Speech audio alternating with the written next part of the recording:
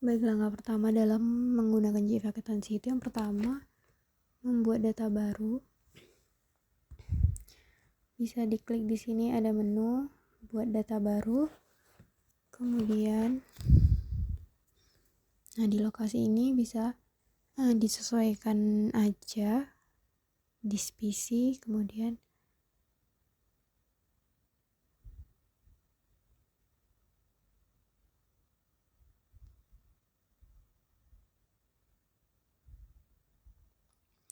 lalu lanjut ke title. Di title ini nama dari data yang akan disimpan nantinya. Kok di sini bisa juga pakai nama.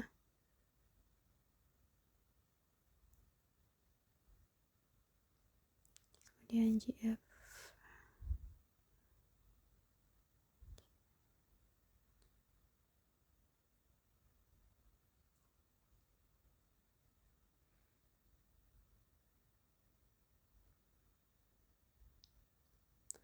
Kemudian lanjut di menu profile. Di nama itu bisa diisi maritim contohnya, kemudian alamatnya Tanjung Pinang, terus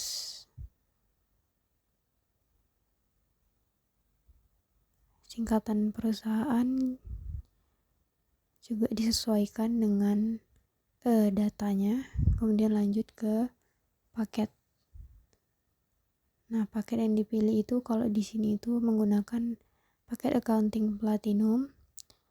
Lalu modul yang akan diaktifkan itu ada modul dasar, cash control, GL, kemudian ada buat kode perkiraan. Jenis usahanya juga disesuaikan, metode perhitungannya, lalu mata uang yang digunakan. Kalau di sini menggunakan IDR dan juga Singapore dollar. Menggunakan tahunan, lanjut ke pembelian. Kalau di pembelian itu ada purchase order, kemudian membuat daftar tagihan utang, lalu lanjut ke penjualan. Di penjualan ini pilih membuat penawaran, kemudian sales order, lalu ada penjualan eceran,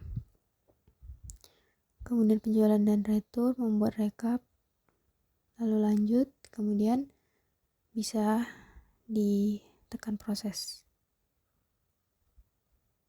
Oke, teman-teman bisa tunggu sampai proses ini selesai, kemudian baru bisa tutup.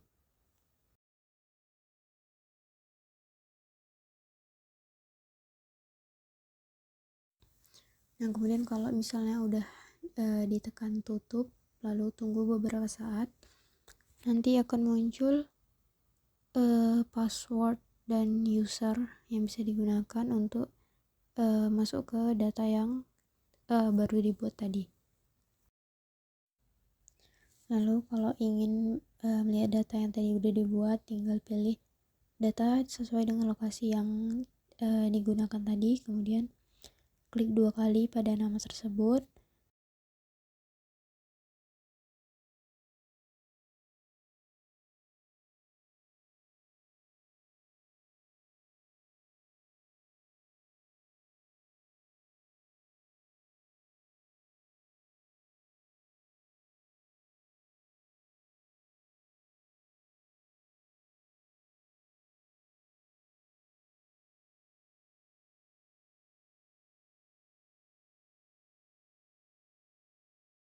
Nanti setelah nunggu beberapa saat muncul untuk pengisian user dan juga password sesuai dengan yang tadi sudah diberikan.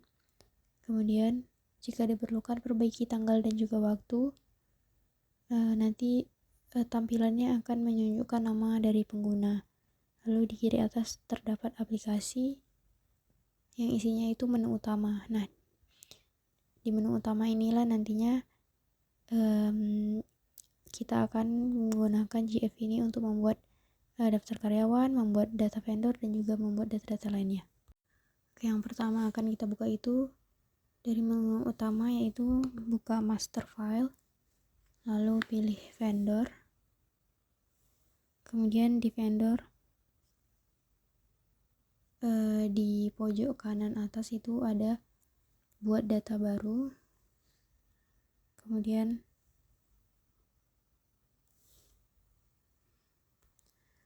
bisa diisi nama sesuai vendornya, alamatnya, dan juga maksimal kreditnya diisi sesuai dengan data yang ada.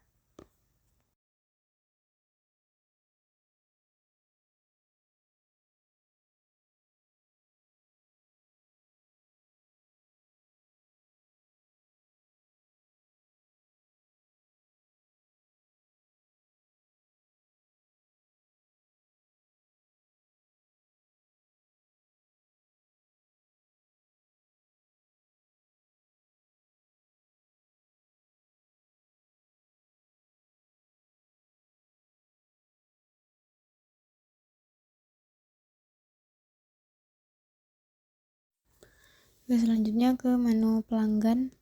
Langkahnya sama tadi seperti yang sebelumnya, seperti yang vendor.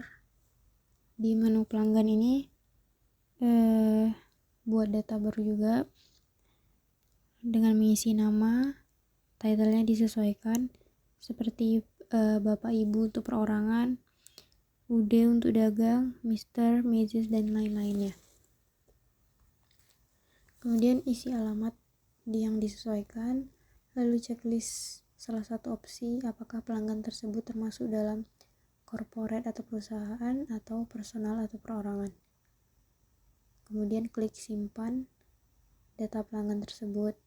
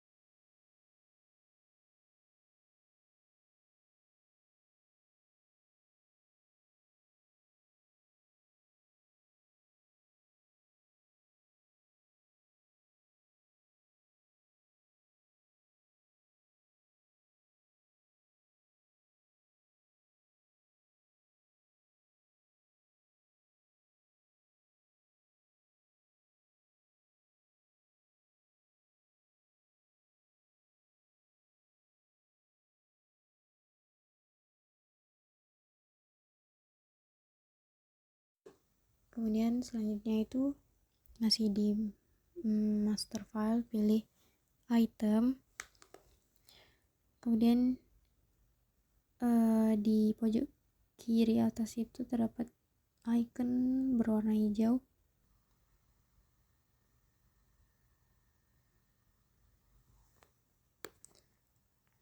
Nah, setelah ditekan, isi nama tipe satuannya, contohnya seperti pieces, box, rim, dan lain-lainnya. Isi juga rincian satuannya itu sesuai urutan dan menyesuaikan dengan tipe satuannya.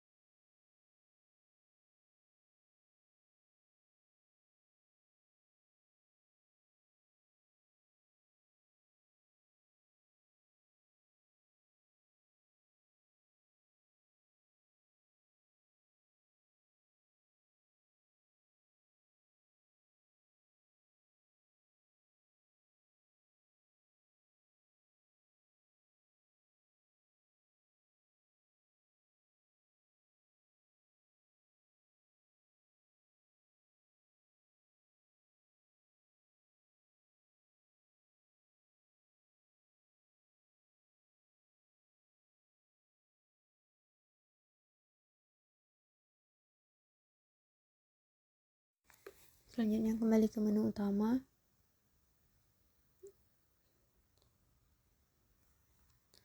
Pilih sistem setup, kemudian kode perkiraan. Nah, lalu di situ akan muncul macam-macam akun dari aktiva, kewajiban, ekuitas hingga ke other expense atau biaya atau beban lainnya. Nah, di sini itu bisa disesuaikan atau diubah. Mau diubah atau membuat akun baru. Cukup dengan menekan 2 kali di akun yang akan diubah atau diedit. Lalu isinya disesuaikan seperti nomor akun, kemudian nominal ataupun nama akunnya. Nah, kalau jika hanya ingin mengedit akun-akun di bawah akun besar seperti kas besar, IDR, dan lain-lain, itu cukup mengeditnya di bagian detail. Tetapi kalau misalnya mau menambah akun atau mengedit akun di akun besarnya atau akun utamanya, itu edit di bagian header.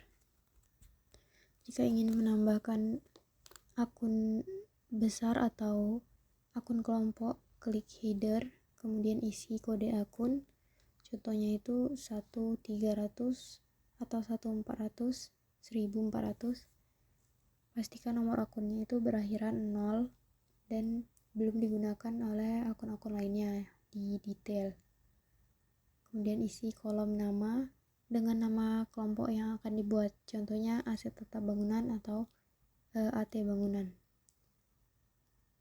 Nah, jika sudah disesuaikan semuanya, baru klik simpan. Nah, nama kelompok tadi akan muncul di daftar-daftar akun di aktiva.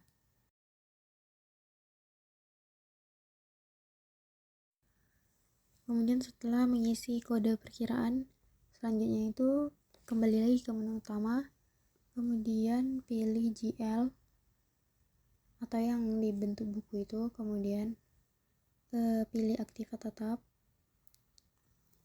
Nah, sebelum menambahkan item dari aktiva tetap ini atau aktiva tetap yang baru, pastikan dulu tab kategori aktiva sudah sesuai. Contohnya itu udah ada bangunan, kendaraan, peralatan kantor, ataupun lainnya. Jika ingin menambahkan data baru, klik icon berwarna biru di pojok kanan atas. Kemudian menginput data-data aktiva yang dibutuhkan. Lengkapi semua data yang diperlukan. Contohnya seperti tanggal beli, nama aktiva tetapnya, beli dari kapannya, kode aktiva tetap, masa manfaatnya, dan juga input lain-lainnya. Nantinya jika sudah lengkap penginputannya, tinggal klik simpan data dan datanya nanti akan muncul di layar aktiva tetap.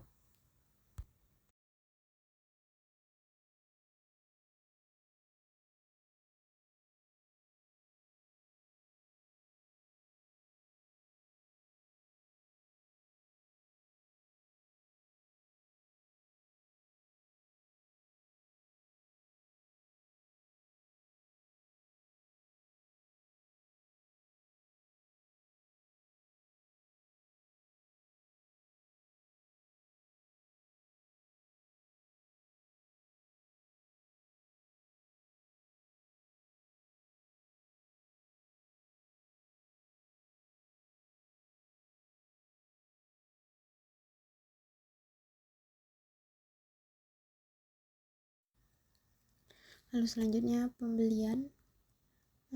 Klik pembelian sampai muncul layar bagian pembeliannya, kemudian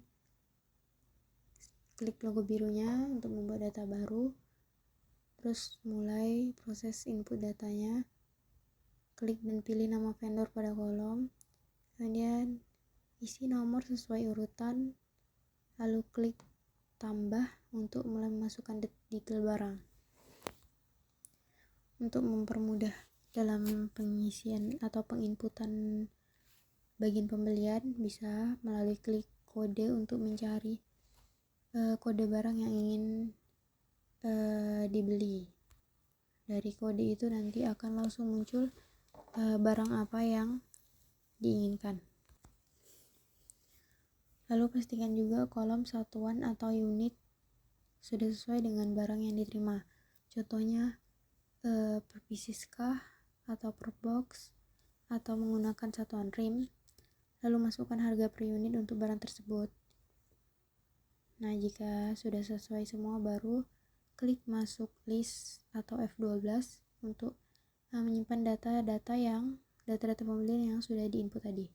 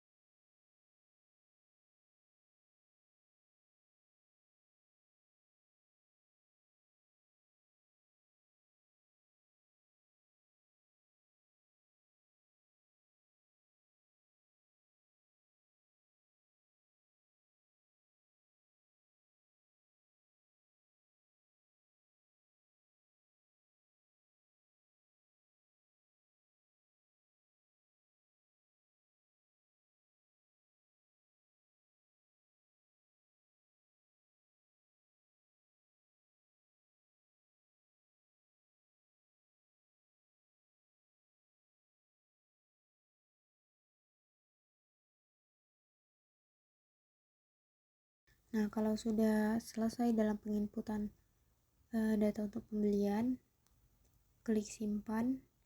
Otomatis sistem nanti akan menampilkan pilihan apakah saudara ingin mencetak form dari pembelian tersebut. Lalu setelah selesai di menu pembelian, masuk ke menu penjualan. Di menu utama penjualan, lalu buat data baru untuk mulai proses input data yang akan dijual. Kemudian klik kolom pelanggan dan pilih pelanggan, lalu klik tombol tambah untuk mengisi kode barang, jumlah, dan harga jual barang yang dibeli. Hampir sama seperti pembelian. Nah, hal ini dilakukan untuk mempermudah dalam mencari barang yang diinginkan melalui kode yang sudah dibuat sebelumnya. Masukkan jumlah barang yang akan dijual, misalnya kertas A4 sebanyak 12 rim. Sesuaikan satuannya juga agar sesuai dengan unit penjualan yang benar. Pastikan juga harga jual per satuannya sudah benar. Jika penginputan sudah sesuai, lalu klik masuk list atau F12 untuk memasukkan detail item ke dalam transaksi penjualan. Kemudian jika sudah lengkap, klik simpan pada bagian bawah tampilan layar. Lalu setelah disimpan, transaksi penjualan berarti sudah berhasil dicatat. Kemudian akan muncul juga tampilan apakah ingin mencetak dokumen atau tidak. Jika ingin mencetak dokumen, ada beberapa pilihan. Kalau jika ingin mencetak semua dokumen sekaligus, klik semua. Atau jika hanya ingin mencetak tagihan ke pelanggan, klik faktur penjualan. Jika ingin mencetak dokumen pengiriman, bisa klik surat jalan atau delivery order. Nah, pilih dokumen yang dibutuhkan. Kemudian klik tutup jika tidak ingin mencetak apapun dan ingin mencetaknya itu nanti. Contoh faktur penjualan atau dokumen invoice itu contohnya tagihan resmi kepada Bapak Hoirul sebesar 1 juta rupiah untuk 12 rim kertas A4. Fungsinya itu sebagai bukti utang piutang. Lalu ada dokumen surat jalan, yaitu dokumen pengiriman barang yang berisi rincian barang yang dikeluarkan dari gudang. Barangnya itu 12 rim kertas A4 contohnya, untuk dikirimkan ke Bapak Hoirul. Dan dokumen ini tuh harus ditandatangani oleh penerima sebagai bukti bahwa barang tersebut telah sampai kepada penerima.